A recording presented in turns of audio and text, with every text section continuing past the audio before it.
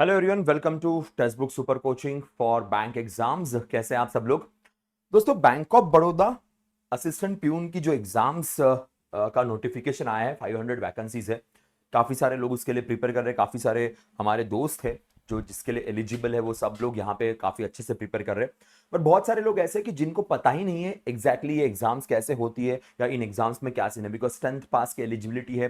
काफी सारे हमारे ऐसे दोस्त हैं जो शायद पहली बार किसी बैंकिंग फील्ड का एग्जाम दे रहे होंगे, पहली बार शायद किसी बैंक के लिए अप्लाई कर रहे होंगे।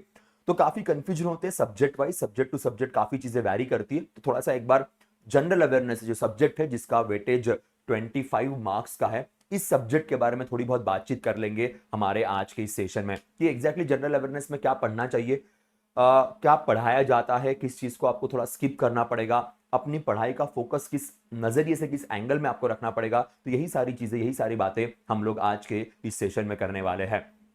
दोस्तों, सेशन शुरू करने से पहले या इस डिस्कशन को आगे बढ़ाने से पहले जल्दी से हमारे इस चैनल को सब्सक्राइब कर दीजिएगा अगर आपने अभी तक सब्सक्राइब नहीं किया होगा, बिकॉज बहुत सारे लेक्चर्स, बहुत सारी सेशंस आपके इस बैंक ऑफ बड़ौदा के एग्जाम के नजरिए से हमारी फैकल्टीज आपके लिए ले रही है, जो काफी किफायती, काफी अच्छा आपके लिए साबित होगा। तो मैं शुरू करता हूं। जब हम बात करते हैं बैंक ऑफ बड़ौदा के एग्जाम की, तो मैं सिर्फ यहां पे बात करने वाला हूं आपके साथ जीए के लिए, जनरल अवेयरनेस के लिए, जिस चीज को मैं खुद पढ़ाता भी हूं अलग अलग एग्जाम के लिए। तो जब हम बैंकिंग के जीए की बात करते हैं, बैंकिंग के जनरल अवेयरनेस की बात करते हैं, देखो जीके, जीए, जीएस ऐसे अलग अलग नाम दिए जाते हैं। सब में फर्क होता है, सब में 19-20 का फर्क तो होता ही है, no doubt about that. But जब आप बैंकिंग फील्ड की एग्जाम देते हो तो आपने नोटिफिकेशन में भी देखा होगा जनरल अवेयरनेस ये क्लियरली मेंशन किया गया है। तो जनरल अवेयरनेस में मोस्टली तीन चीजें देखने को मिलती है। पहली चीज होती है करंट अफेयर्स, जिसका वेटेज सारे बैंक एग्जाम में काफी ज्यादा होता है। दूसरा जो कंसेप्ट है जिसकी हम बात करते हैं वो है हमारा banking awareness, banking awareness, financial awareness, economic awareness, ये तीनों मिलके, ठीक है। और तीसरा होता है स्टैटिक। स्टैटिक का मतलब क्या है कि कुछ ऐसी चीजें होती है जो हमेशा के लिए सेम रहेगी, जो चेंज नहीं होने वाली है, जो बदलने नहीं वाली है, वो एज इट इज रहेगी। किसी कंट्री का कैपिटल, किसी कंट्री की करेंसी, हमारे भारत के जो अलग अलग राज्य है, स्टेट्स है, उनकी capital, national park, tiger reserve के रिवर्स, ये सारी चीजें स्टैटिक रहेगी के। तो ये सारे फैक्टर्स हमारे पास आते हैं जब हम बैंक ऑफ बड़ौदा जैसे एग्जाम, जो प्यून वाली एग्जाम है उसके लिए जब हम प्रिपेयर कर रहे हैं। तो जैसे बाकी बैंकिंग एग्जाम में सवाल आते हैं जीए के, वैसे सवाल बिल्कुल नहीं आएंगे।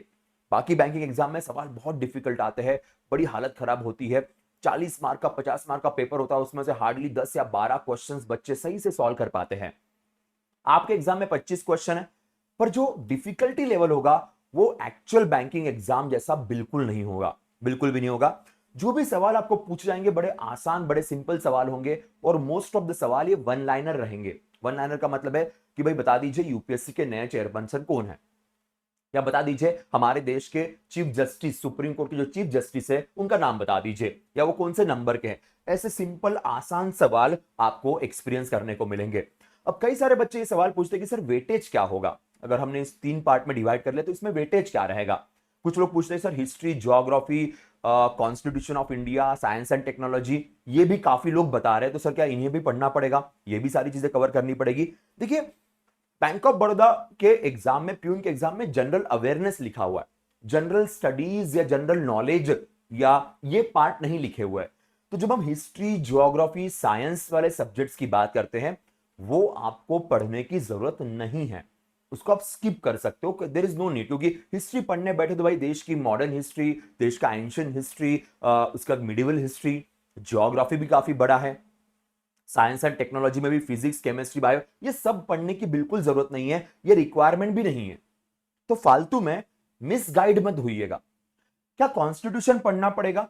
बेसिक पढ़ना पड़ेगा, बहुत बेसिक के, ज्यादा डिफिकल्ट नहीं, बहुत बेसिक। जैसे फंडामेंटल राइट्स की थोड़ी बहुत जानकारी होनी चाहिए, के थोड़ा बहुत इंफॉर्मेशन आपको फंडामेंटल ड्यूटीज की होनी चाहिए। तो बहुत बेसिक, एकदम ही बेसिक, एकदम ही जो ना हम स्कूल के टाइम में पढ़ते थे, स्कूल के टाइम में सिविक्स, नागरिक शास्त्र नाम का एक कंसेप्ट है, तो वो जो कंसेप्ट है बस उस लेवल का पढ़ना पड़ेगा। ज्यादा डिटेल में जाने की जरूरत नहीं है, सारे कॉन्स्टिट्यूशन के आर्टिकल पढ़ने की जरूरत नहीं, पर एकदम बेसिक जो अंडरस्टैंडिंग होती है वो होनी बहुत जरूरी है। तो यही रहेगा।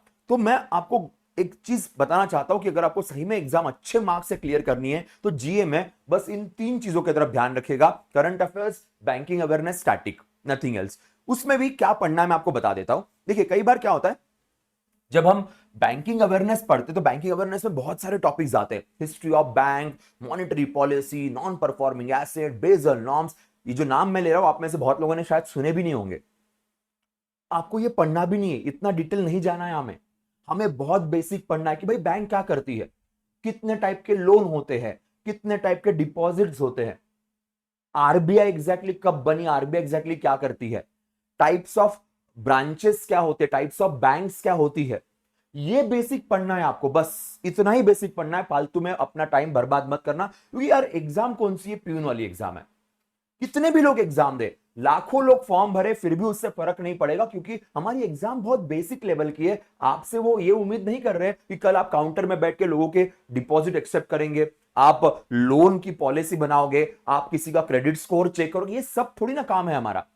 हमें सिर्फ बेसिक इंफॉर्मेशन चाहिए कि भाई एग्जैक्टली बैंक क्या करती है। कई बार आपने देखा होगा बैंक में जब जाते हैं तो ऐसे किसी प्यून को या असिस्टेंट को हम पूछते हैं कि भाई ये कहां पे होगा, ये मेरा प्रॉब्लम है, ये प्रॉब्लम कौन सॉल्व करके देगा। तो थोड़ी बहुत जो बेसिक इंफॉर्मेशन होती है ना, वो थोड़ी बहुत इंफॉर्मेशन होनी बहुत जरूरी है, ये फैक्टर है।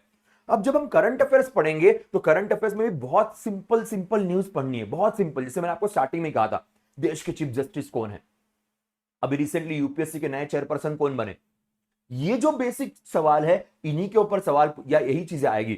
जब आप एसबीआई या फिर आईबीपीएस पीओ ये टाइप की जब एग्जाम देते हो तो थोड़ा सा बैंकिंग करंट अफेयर्स बहुत डिटेल में आता है, गवर्नमेंट स्कीम्स बड़ी डिटेल में आती है, अलग अलग योजनाओं के ऊपर बड़े सवाल पूछे जाते हैं। ये सवाल आपको नहीं पूछे जाएंगे तो आपको बहुत सिंपल तरीके से पढ़ाई करनी है। ज्यादा वेटेज किसका रहेगा, ज्यादा वेटेज जो है ये आपकी एग्जाम में नॉर्मली जो रहेगा ये इस पार्ट का होगा। हम जैसे कहते हैं कि लास्ट 6 मंथ्स करंट अफेयर्स पढ़ने पड़ते हैं, वो तो पढ़ने ही पड़ेंगे, पर उसमें भी बहुत सिंपल बहुत बेसिक चीजें पढ़नी पड़ेगी। उसमें क्या टॉपिक पढ़ना है मैं आपको बता दूंगा। दूसरा स्टैटिक जो है ये भी आपके लिए बहुत जरूरी है, बहुत जरूरी है। अब स्टैटिक में दो चीजें होती है, एक करंट स्टैटिक होता है और एक ऐसा कि जो कभी चेंज नहीं होगा। तो स्टैटिक पढ़ने के लिए मैं कहूंगा कि जो करंट अफेयर्स मींस जो न्यूज में चल रही है उसी चीजों की तरफ ध्यान रखिए, उसी से अराउंड। फॉर एग्जांपल जैसे हम बात करते हैं, अभी आज की एक न्यूज है, मध्य प्रदेश ने जो एलिफेंट्स होते हैं, हाथी होते हैं, और हाथी कई बार ना गांव में घुस जाते हैं, कई बार हाईवेज पे रेलवे ट्रैक्स पे आ जाते हैं, जिसकी वजह से एक्सीडेंट्स होंगे, मैन एनिमल कॉन्फ्लिक्ट होता है। तो उस चीज के लिए उन्होंने एक बजट निकाल कर रखा है कि भाई जो भी हाथी है वो हाथी गांव में घुस ना जाए या किसी रेसिडेंशियल एरिया में ना घुस जाए, तो थोड़ा सा फेंसिंग करनी पड़ेगी, थोड़े से अलग अलग एफर्ट्स लेने पड़ेंगे। तो इस सिनारियो में सवाल पूछ सकते कि भाई इंडिया में सबसे ज्यादा हाथी कौन से स्टेट में पाए जाते हैं। ये करंट के न्यूज का रेफरेंस लेके हम इसे पढ़ लेंगे। ओके, तो इस तरीके से आपको पढ़ाई करनी है। तो मैं अभी ज्यादा वक्त ना जाया करते हुए आपको टॉपिक बता देता हूं कि जो आपको पढ़ने पड़ेंगे। अगेन एक बात याद रखना, इंग्लिश, मैथमेटिक्स, रीजनिंग, इन सब्जेक्ट्स में क्या होता है, हम टॉपिक वाइज वेटेज डिसाइड करते हैं कि भाई इस टॉपिक से इतने सवाल आ सकते हैं। जनरल अवेयरनेस में ऐसा वेटेज नहीं होता है, हम सिर्फ कह सकते हैं कि हाँ ये टॉपिक पढ़िए, ज्यादा इंपॉर्टेंट है, पर इसमें से इतने क्वेश्चन आएंगे, इतने सवाल बनेंगे ही, ये फिक्स नहीं होता है। तो जब आप जनरल अवेयरनेस पढ़ोगे, जैसे मैंने कहा था कि आपके पास ये चीज है, क्या बजट पढ़ना पड़ेगा। ये सवाल एक्चुअली एक हम आप ही के बैंक ऑफ बड़ौदा के प्रिपरेशन करने वाले एक बड़े अच्छे स्टूडेंट ने पूछा। तो मैं बताना चाहता हूं कि नहीं, बजट आपको पढ़ने की जरूरत नहीं, बजट में से आपको सवाल नहीं आएंगे, तो इसको आप बिल्कुल स्किप कर सकते हो, ये आपके किसी काम का नहीं रहेगा। कि आप कहोगे सर बजट तो पढ़ना ही पड़ेगा, पर जिस लेवल का आप एग्जाम दे रहे हो उसमें बजट डिटेल में नहीं पढ़ना पड़ेगा। सिर्फ इतना पता होना चाहिए कि भाई बजट कौन प्रेजेंट करता है, उसके लिए क्या क्राइटेरियाज है, तो इसे आपने थोड़ा स्किप कर दे तो भी चलेगा। ये तीन चीजें तो पढ़नी है, तो एक बार उसके ऊपर बात करते हैं कि कैसा हमारा डिस्कशन रहेगा।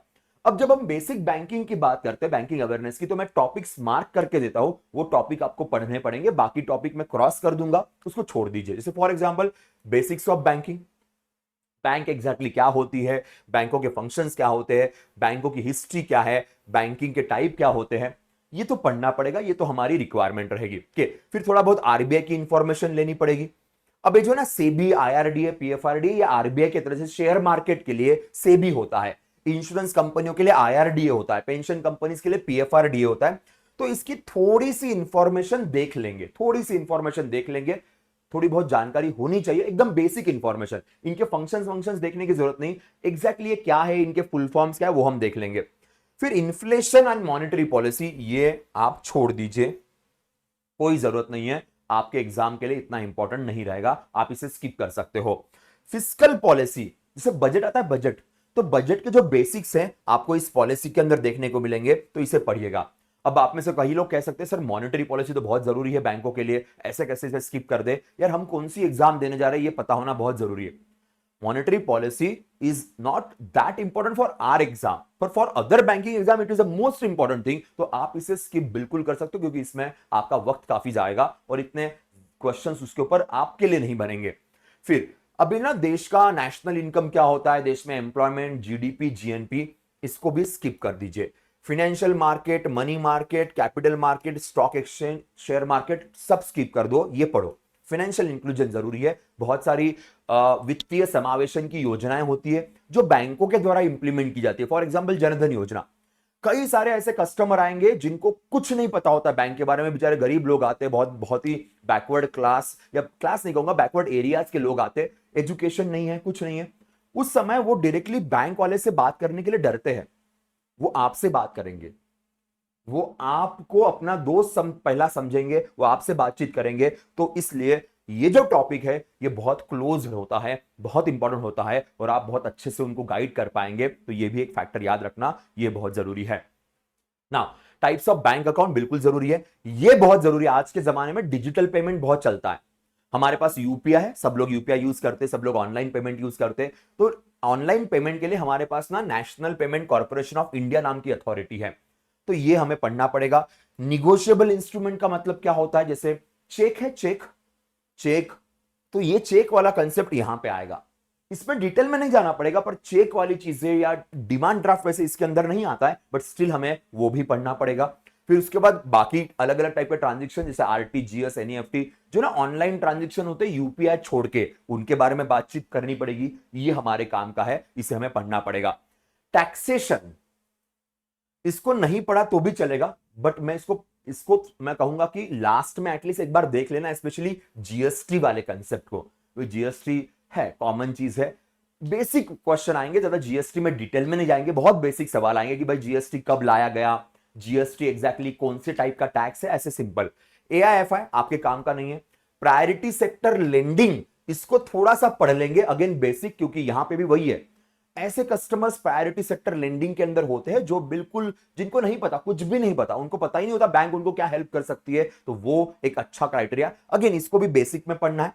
इंटरनेशनल इंस्टीट्यूशंस में क्या होता है, वर्ल्ड बैंक, आईएमएफ जैसे नाम सुना होगा आपने, अभी इंडिया पाकिस्तान के केस में आईएमएफ बड़ी चर्चा में चल रही थी, तो हम थोड़ा सा बेसिक अंडरस्टैंडिंग इसका भी ले लेंगे कि ये एनपीए, रिकवरी, बेजल नॉर्म्स आपने नहीं पढ़ा तो भी चलेगा। एनपीए का बेसिक देख लेंगे, नॉन परफॉर्मिंग एसेट क्या होता है, उसके डिविजन्स कैसे, तो वो पढ़ लेंगे, बाकी आपको पढ़ने की जरूरत नहीं है, ठीक है। तो ये टॉपिक्स है जो मैंने मार्क करके दिए, अगर आपने इतना भी पढ़ा तो भी आपने बहुत अच्छा कर लिया है। करंट अफेयर्स में क्या होगा, अब करंट अफेयर्स में ना मैं आपको बताऊंगा सबसे इंपॉर्टेंट आपके एग्जाम के लिए क्या है। तो आपके एग्जाम के लिए जो चीज नहीं है काम की, मैं पहले वो मार्क कर देता हूं। बैंकिंग फाइनेंशियल न्यूज जो है ना, पढ़नी भी है, नहीं भी पढ़नी है, ये वाला सिनारियो है। इसमें बहुत सिंपल सिंपल न्यूज पढ़ना, वो मत पढ़ते बैठना किस बैंक ने कौन सा क्रेडिट कार्ड लॉन्च किया, कुछ नहीं। बैंक ऑफ बड़ौदा से रिलेटेड कोई चीज होगी तो पढ़ लेना। अगर बहुत बैंकिंग की कोई न्यूज है, करंट वाली न्यूज है, दिमाग में नहीं यार, छोड़ दो, छोड़ दो, कोई काम का नहीं है, कि एकदम बेसिक, एकदम बेसिक। सिर्फ कोई बैंक का कोई नया हेड बन गया है, आरबीआई के कोई नए हेड बन गए हैं, आरबीआई में कोई डेप्यूटी गवर्नर बन गए, ये जो ऐसी चीजें ये काम की रहेगी, बाकी सब छोड़ देना कि आरबीआई ने क्या बोला, सेबी ने क्या बोला, फिर मॉनेटरी पॉलिसी में क्या रेपो रेट रहा, कोई काम का नहीं है भाई, फालतू में टाइम बर्बाद करने में कोई सीन नहीं बनेगा, ठीक है। नेशनल न्यूज पढ़नी पड़ेगी, नेशनल न्यूज हमारे काम की, पर वो भी ऊपर ऊपर, कौन सा कॉन्फ्रेंस कहां पे हुआ, मोदी जी किस कंट्री चले गए, ये वाली चीजें, मोदी जी ने उस कंट्री में कौन सा एग्रीमेंट साइन किया, ये आपका काम का नहीं है, ये बाकियों को पढ़ने दीजिए। आप बस देखना मोदी जी कौन से कंट्री गए, उस कंट्री की राजधानी क्या है, उस कंट्री में कौन सा करेंसी चलता है, ये हमारे काम की चीजें, तो इतना एक फैक्टर रहेगा। इंटरनेशनल एमओयूज छोड़ दो, कोई नहीं कि डोनाल्ड ट्रंप ने कितना परसेंट टैरिफ लगाया, हमारे काम का नहीं है, जाने दो, उसको बोलना भाई तेरे को जो करना है कर, मैं नहीं पढ़ने वाला हूं, ठीक है, तो वो ध्यान रखेगा। पीआईबी, प्रेस इंफॉर्मेशन ब्यूरो, आपके काम का नहीं है। इंडेक्स एंड सर्वे, ये काम का होता है, बहुत बार ना सर्वे आते हैं कि इंडिया की रैंकिंग ह्यूमन डेवलपमेंट में क्या है, इंडिया की रैंकिंग प्रेस फ्रीडम के अंदर क्या है, तो ये थोड़ा बहुत हमें देखना पड़ेगा इंडिया कहां रैंक करती है। अवार्ड्स, स्पोर्ट्स न्यूज के आजकल स्पोर्ट्स में विराट कोहली, रोहित शर्मा के बारे में शायद सवाल पूछ सकते हैं, उनके करियर के बारे में सवाल पूछ सकते हैं। इंपॉर्टेंट पर्सनालिटीज, मैंने स्टार्टिंग में ही कहा था आपको, बुक्स छोड़ देना, इंपॉर्टेंट डेज ये काम का है, रिसेंट वाले पढ़ना, 1 या 2 महीने के इंपॉर्टेंट डेज देख लेना जो रिसेंट वाले आपके एग्जाम से पहले, बाकी छोड़ दिया। डिफेंस ये जरूरी है। गवर्नमेंट स्कीम्स के बस नाम देख लेना, बाकी कुछ नहीं, कि कौन सी गवर्नमेंट स्कीम अभी अभी लॉन्च की गई है, कौन से गवर्नमेंट स्कीम कौन से मिनिस्ट्री के अंडर आती है, वो एक बेसिक अंडरस्टैंडिंग होगी।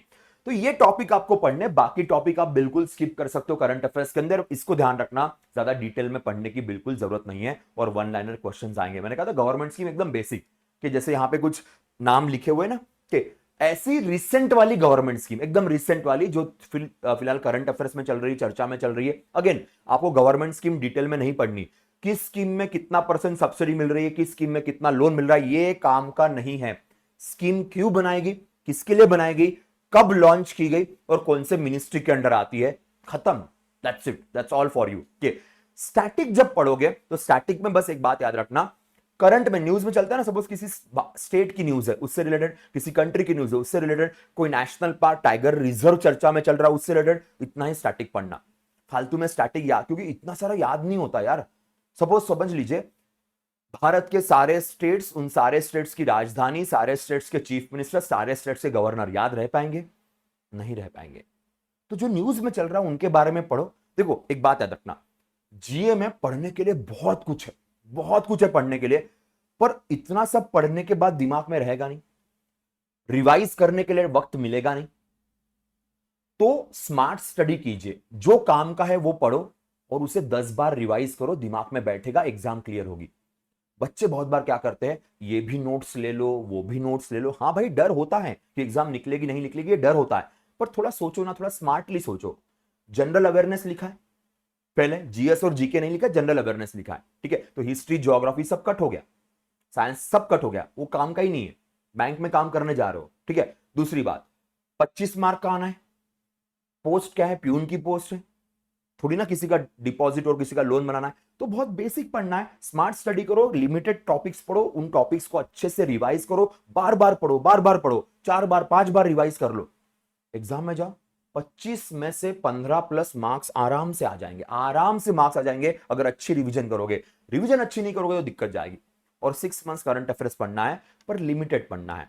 मैं यूट्यूब पे कुछ सेशंस लेके आऊंगा, अभी तो फिलहाल मैं नहीं ले रहा हूं, पर जैसे एग्जाम नजदीक आएगी तो डेफिनेटली कुछ सेशंस लेके आऊंगा, जहां से आपको समझ में आ जाएगा कि एग्जैक्टली किस टाइप के सवाल है जो आपके लिए जरूरी होंगे, ठीक है। तो दोस्तों यहां रुक जाता हूं मैं, आई विल स्टॉप हियर। हमारी एक डेली करंट अफेयर्स की बैच चलती है, ये भी आपके लिए कारगर साबित होगी। यूट्यूब पे नहीं चलती, हमारे ऐप पे चलती है, हमारे पेड बैच में चलती है। तो इस बैच का भी आप पार्ट बन सकते हो, तो ये आपके लिए काफी किफायती, काफी अच्छा। सुबह 9 बजे हमारा लेक्चर होता है डेली करंट अफेयर्स का। अब इसमें एनरोल करने के लिए फिलहाल ना ऑफर चल रही है। तो अगर जो मैंने कहा करंट अफेयर्स का बैच है, या फिर आपका बैंक ऑफ बड़ौदा का बैच है, या फिर फ्यूचर में और भी किसी एग्जाम के लिए अगर आपको प्रिपेयर करना होगा, तो फिलहाल ऑफर चल रही है बैंकिंग इंश्योरेंस सुपर पैक। इस सुपर पैक में 918 के 918 रुपए का ये सुपर पैक है। 6 महीने का वैसे वैलिडिटी होता है, प्लस 2 महीना एक्स्ट्रा आपको मिल जाएगा। इसमें आपको सब मिल जाएगा, एवरीथिंग, हर चीज की बैच, हर चीज, करंट अफेयर्स भी सब कुछ रहेगा। इसमें एनरोल करने के लिए कूपन कोड यूज करना, PUSHPAK। तो इससे क्या होगा, आपको भारी मात्रा में यहां पे डिस्काउंट मिल जाएगा, और डिस्काउंट के भरोसे आपके लिए काफी अच्छा रहेगा। सो PUSHPAK ये कूपन कोड है, ये कूपन कोड यूज करना मत भूलिएगा, ठीक है। चलो दोस्तों, तो यहां रुक जाते हैं। तो ऑल द वेरी बेस्ट। कुछ डाउट, कुछ क्वेरीज होगी तो आप बिल्कुल हमारे साथ कनेक्ट कर सकते हैं, ठीक है। Bye bye.